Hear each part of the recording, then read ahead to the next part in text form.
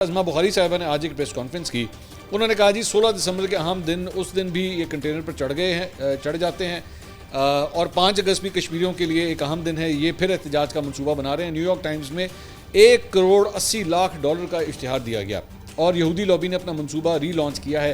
اب یہ ضمنی انتخابات سے بھاگ گئے ہیں. 9 مئی پر معافی نہیں ہو سکتی. فیٹف میں بھارت نے علی امین گنڈا پور کا بیان جمع کرا دیا ہے. احتجاج شروع ہوا نہیں, پیک کہاں سے آنی ہے. ہاں یہ جو آخری جملہ ہے میں اس سے تو اگری کرتا ہوں, لیکن یہ جو $1.80 ہے یہ مجھے نہیں پتا. اب شاید کہیں وہ 1,80,000 نہ کہنا چاہ رہی ہوں, مجھے نہیں پتا, لیکن انہوں نے کہا $1.80,00,000. اب اس کے اوپر ایک ہمارے بھائی ہیں رائے ثاقب صاحب, انہوں نے بڑا انٹرسٹنگ اس کے اوپر ٹویٹ کیا. انہوں نے کہا 18 ملین امریکی ڈالر, تقریباً 5 اگر آپ آج کے ریٹ کے حساب سے کیلکولیٹ کریں تو تقریباً 5.22 ارب روپیہ بنتا ہے پاکستانی.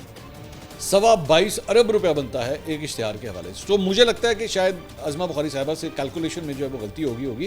میں اس کو نہیں ڈینائی کر رہا کہ وہ ایک پیڈ ایڈورٹائزمنٹ تھا, لیکن 5.25 ارب روپے کا مطلب ایڈورٹائزمنٹ یہ ذرا کچھ مجھے لگ رہا ہے زیادہ ہو گیا. اس کو ذرا ری چیک میرے خیال میں کر لینا چاہیے. فواد چودھری صاحب نے اس کے اوپر ٹویٹ کیا. انہوں نے کہا لیکن یہ سرکاری پیسوں سے نہیں دیا گیا. ازما بخاری کی حکومت میرے اور آپ کے پیسوں سے روزانہ $1,00,000 کے اشتہار دے رہی ہیں جن پر اعتراض بنتا ہے. باقی کوئی اپنے پیسوں سے اشتہار دے تو کیا اعتراض. اس پہ ازما بخاری صاحبہ نے جوابی ٹویٹ کیا. انہوں نے کہا اب وزیر نہ صحیح لیکن بات کرنے سے پہلے سوچنا اور اس کا ثبوت فراہم کرنا آپ کی ذمہ داری ہے.